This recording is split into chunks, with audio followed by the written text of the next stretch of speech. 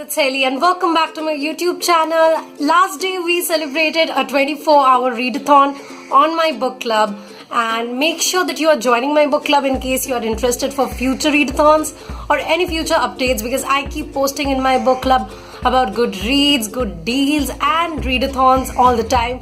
So make sure that you're joining in, and you can share anything of your likes, dislikes in the book club, and you'll find many like-minded people like you in case you like books.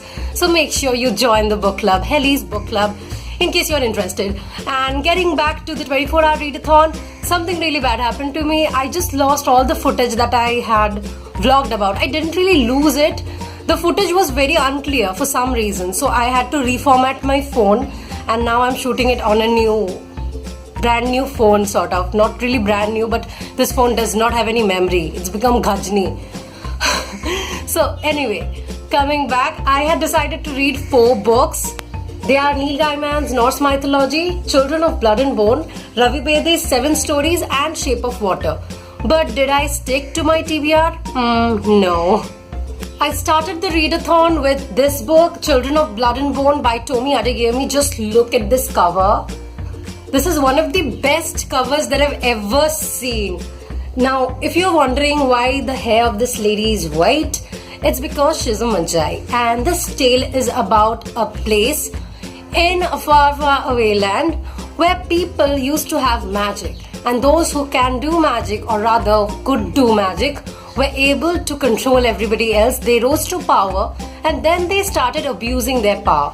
Then a mortal king struck them at a time of their weakness, because the gods themselves were also angry at them for abusing their power. These people who knew magic, called Magi, lost everything in that battle, and now this king called Saran took advantage of it, and now he is ruling the land. Now this tale is about Zelly, whose mother was also a Magi, and she was killed, and every scene that reminds us of her death is so dark and gory and so pathetic that you feel so bad about these kinds of people. And if you think on a broader level, that's sort of the condition in some countries today, and we don't really look at it in that manner because that's not dystopia, that's reality. But there are a lot of people who are continuously dominated by the rulers, and this land where Elorin is, where Zelly comes from, is beautifully represented in Tomi Adeyemi's writing style. Now, one thing that I really liked about this book is how the characters of this book, the female ones, Zelly and Amari, are built so beautifully. They are really, really strong. But I really did not like the guy, Inan.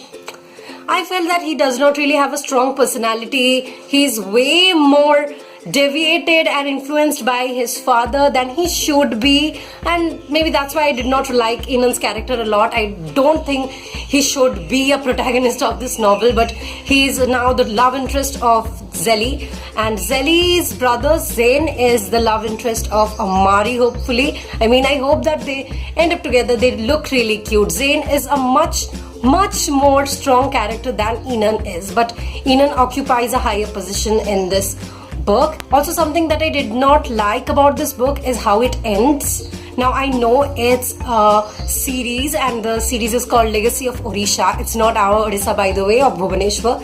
It's somewhere else. But the thing is, it's called the Legacy of Odisha series, and it's okay if the book is a part of a series, but you just don't need to give such a bad cliffhanger. The cliffhanger was really, really bad. That's about it all. That's the reason why I did not like the end, but overall I liked this book very much. And after I was done reading this book, I picked up Neil Gaiman's Norse Mythology.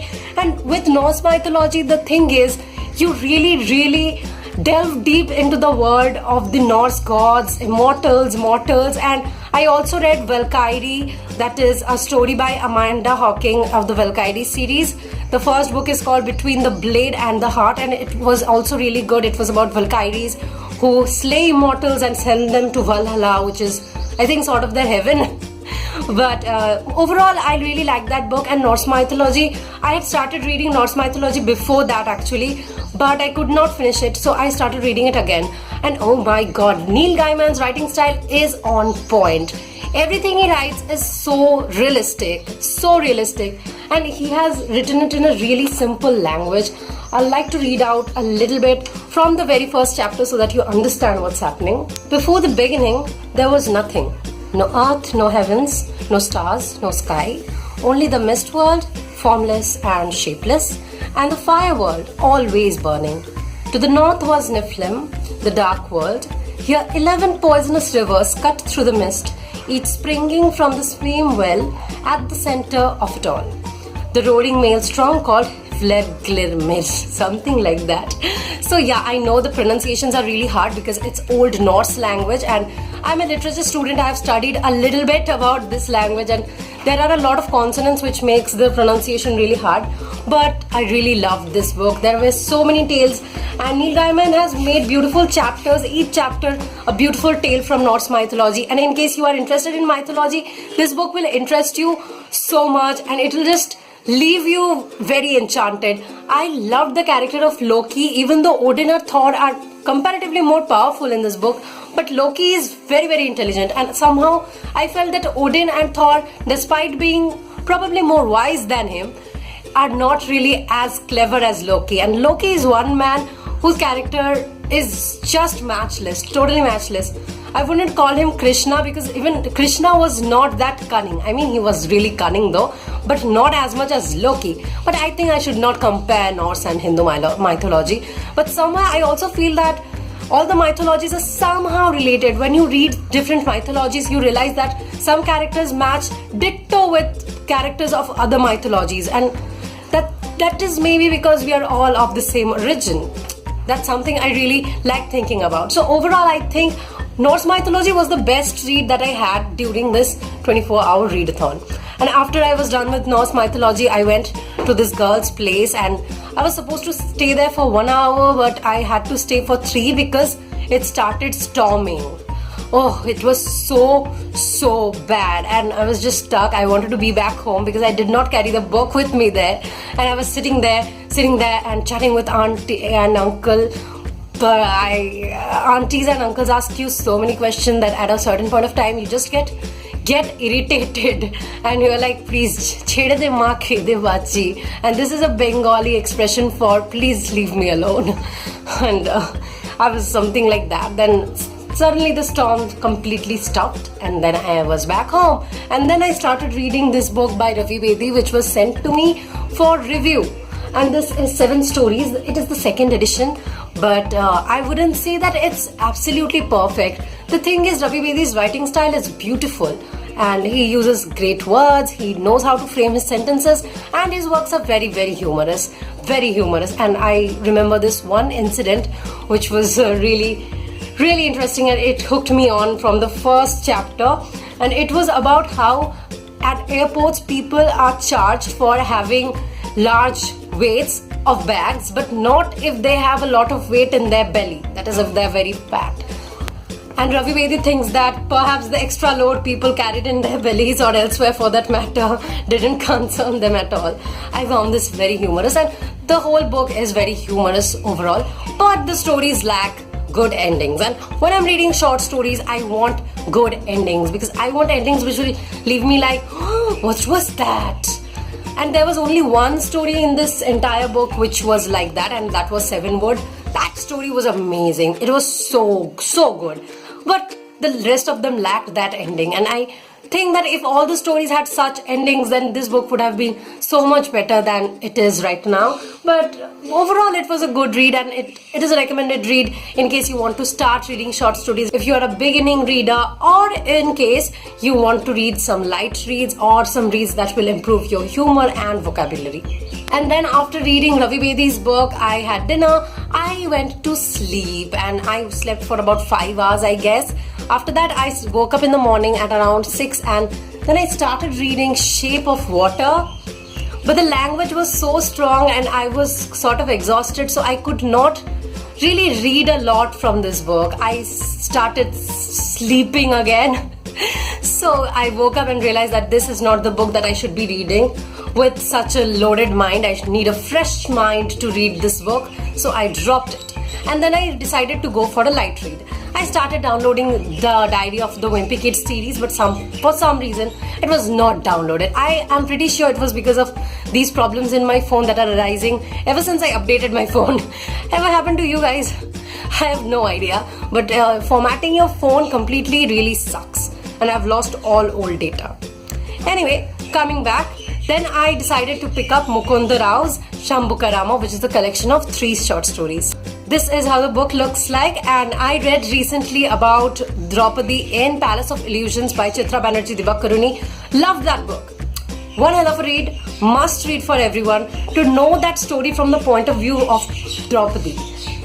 It's really exceptional. It's one of the best books that I've ever read, probably. But if I have to rate books by Chitra Banerjee Divakaruni, I'll always say Mistress of Spices. I'll always say Mistress of Spices was the best.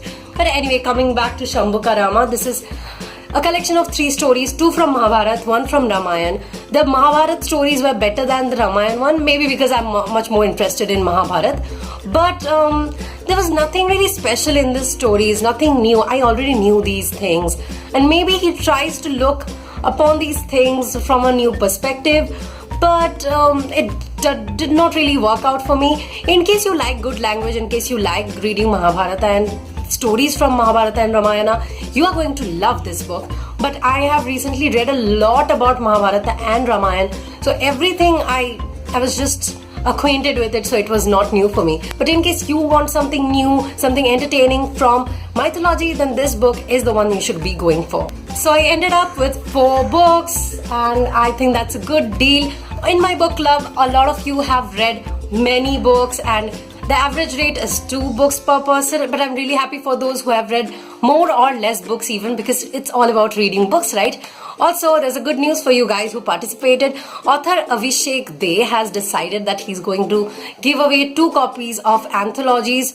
Anthologies are collections of short stories by various authors across India, and the names are Season of Love and Voices of India. I think that you like them. In case you have participated in the readathon, just let me know in DM or the group. I'll be giving away the books on a first come first serve basis. So as soon as you watch this video, you are going to be coming to me asking for that book, because else you're not getting it, and I'll be only serving the first 2, so make sure you do it really fast. I'm saying this at the end of the video so that I know that who has stuck with me till the end, because that's where your loyalties lie, right? Anyway, I love you guys, and I'm so happy that you guys joined in. I know a lot of you did not join because it was on Friday and not weekend, but next time I'll try to do it on a weekend so that we can all read together. And the thing is, I took the decision while a live session was going on, so you guys were like 11th May, and I was like okay, but I did not realize that those who are not in that live session, they might have work.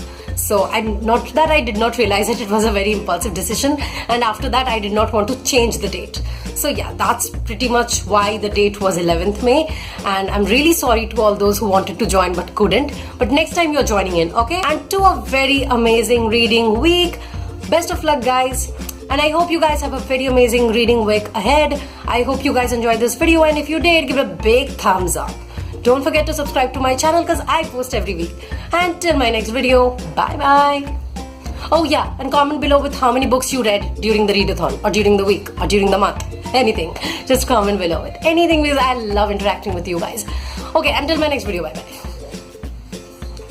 In case you want to start reading short stories, if you are a beginning author, or if you are a beginning reader, or in case, so here is like, maybe it doesn't bother them that people are carrying weights in their belly. I really found that funny.